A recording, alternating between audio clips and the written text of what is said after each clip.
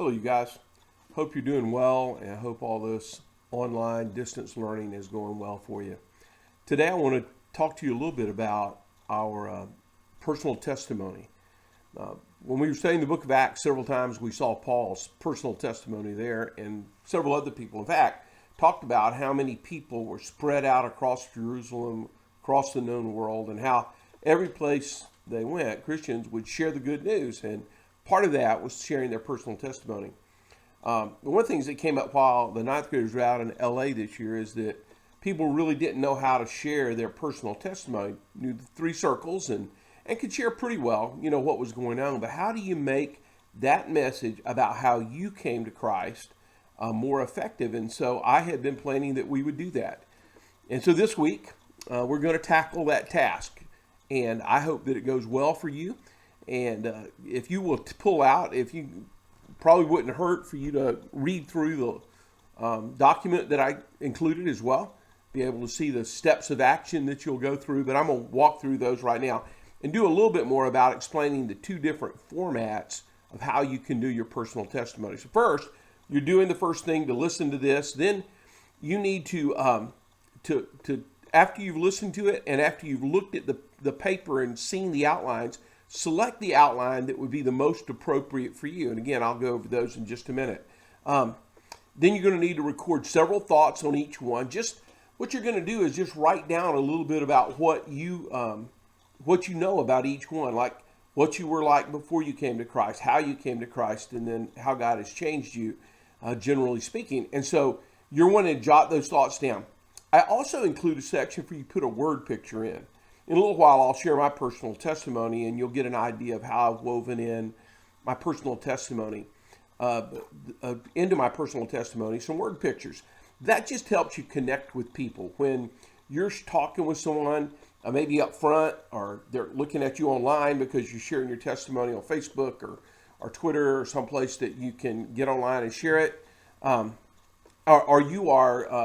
even when you're putting it in print, when you're writing it, it will help you to be able to communicate better and connect with them because they kind of paint that picture in their mind. So I want you to include one of those as well. Then you're going to actually write your testimony in 2 to 3 paragraphs and get it written down so that you're very comfortable with that. And listen, I want you to try it. If you have trouble with the process, reach out to me. I'll try to get back to you as quickly as possible. But just do your best. Even if you're really not sure about really where you are in your walk with the Lord, I think this process will help you think through that. And so give it a try. If you absolutely know that you have not received Christ, you haven't invited him into your heart, then I would like you to take 2 to 3 paragraphs to reflect on why you think you haven't done that yet. And just, do your best with that. We talk about it a lot, big part of our Bible class. So just reflect for a while, and I would appreciate you doing that. But most of you are going to be doing testimony. So let's dig in. The most normal way to do your testimony, the one that most people will use, is what I would call the chronological format. And of course, you know that word because we talked about it as one of our vocab words earlier this year, but it's just the way things happen in time. And so you talk about what your life was like before you received Christ. And one of the things I mentioned in the notes is don't talk about where you live or even Florida necessarily. Generally speaking, if you try to not talk about those as much, maybe it connects to someone a little bit better. Like if I'm talking about, I'm from West Palm Beach, Florida, well, that people kind of know where that is. But if I'm talking to somebody in Pennsylvania, it'd be better if I said, I'm from the southern part of the United States. I heard my accent, they already knew that. But it connects with a broader group of people. And so you're trying to think through that as you write it. Anyway, that's a little bit for later, and you can look at it. But write down what your life was like before you came to Christ. Some normal things like your parents and your siblings, and maybe I talk a little bit about what my parents did for a living. And then talk about 1 or 2, maybe 3 things that God needed to change in your life. Things that were not what they were supposed to be.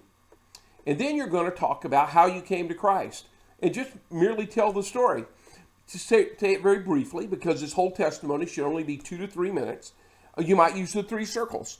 and just walk through that step. That's what I will do when I do my testimony a little bit later for you.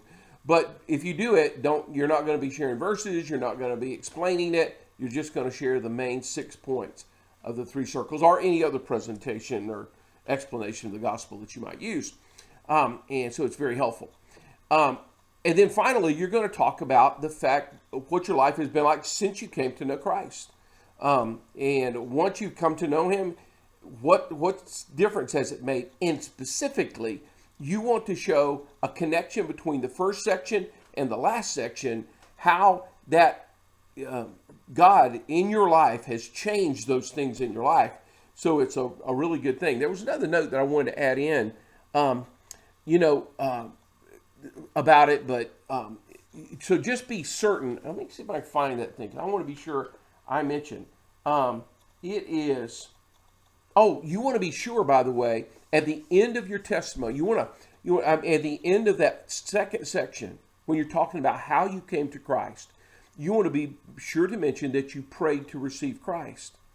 What that does is plants in their mind the idea that they're going to need to pray to receive Christ if they're going to come to know him. And I think that'll be helpful. So you can find some of those suggestions on the sheet. Now, here's the other format.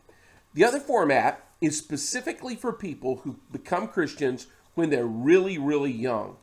And you don't have any real sins that needed to be changed or real fears that needed to be changed before you were 4 or 5 or 6 or maybe even 10 years old.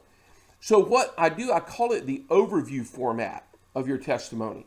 So it's kind of the same thing, but you're just talking about the way your life is now and some things in your life that have happened that you needed to change. Some sin in your life, some struggles, some fears, whatever it might be. And then, just like in the other one, you talk about how you came to know Christ. And you talk about it, but you don't use words like then or after that, because again, this isn't chronological. This is given a whole overview. Some of these things that need to change probably came into your life after you came to know Christ, but you don't need to tell them that. This isn't an answered prayer testimony. This isn't a testimony about how much you love God's word or how much you love your family. It's specifically a testimony about how you came to know Christ. And then finally, in this overview format, you talk about how God has changed you. And so again, you go back to that first section and you find some of the things that that were struggles in your life, but that you know God has changed, and you make that connection for people. So those are the 2 basic formats. You can read them, and I think you can get an idea of what they are. Now, real briefly, let me share with you my testimony, and you can maybe get an idea of how you might put yours together. I grew up in the southern part of the United States. I had a great family growing up. My dad was a business executive. My mom was at a time when mom stayed home most of the time, and so mom was a stay-at-home mom. Mom, great family, had a little brother, and it was a great experience there. But some things that I remember growing up. One is I remember laying in bed at night and have just fear, just unreasoned fear. It didn't make any sense to me, but I would just be afraid, and I would imagine all kinds of things going on in my room from that. And then as I grew older, those fears were still in my life. I would be afraid, and the fear I would battle them. I also remember that I had a hard time making friends. It was really tough to get to know people, really even on a casual basis. And it was really lonely. I was around people all the time. It kind of looked like I had friends because I was always very outgoing. But in reality, I didn't have many friends, and it was really a sad thing for me. A friend of mine one day shared with me from the Bible how I could come to know God. It was really exciting to hear from me. The message that he shared could be summed up with the fact that God had a design for my life, and it was a good design and a perfect design. But sin came into my life, and it had led to brokenness in my life. And when my friend shared those kinds of things, I really understood that. It made sense to me because I had sinned, and my life did feel broken in those areas. And so I tried to stop the brokenness. I didn't want to feel broken anymore. I did all kinds of things to try to not feel broken. Mainly, I was just outgoing and doing a lot of sports, and those things just to dull the pain. But this friend shared with me that there was a way to get rid of the brokenness, not just the feeling. And that was the gospel. So he shared with me that Jesus died for me and offered a place for me in heaven as a free gift. And that made sense. He said that I had to repent of my sin, ask God's forgiveness, and admit I'd done wrong. And then I had to believe that God had sent his son to die for me. Well, I did that. I prayed and I received Jesus into my life. And then I was able to recover and pursue God's plan. I'm not perfect now. There's still struggles that I have in my life. I guess I always will until I make it to heaven. But a couple of things I really noticed over time. One is that I began to really be able to make friends, and some really close friends, in fact. I also noticed that although sometimes I get afraid, God had really removed the fear. I didn't have that unreasoned fear anymore. And I attribute both of those to God's change in my life through Jesus Christ. I hope you'll make that same decision in your life because it's available for everybody. Now, as you can tell, my testimony is not perfect. I stumble some as I share, and you will as well. Don't worry about that. Just do your best. Right now, you're not recording it for me. What you're going to do is just going to write the paragraphs. If I get to hear your testimony, it'll be somewhere down the line, probably back in room 506. I hope, if God opens up that door in the coming weeks and months.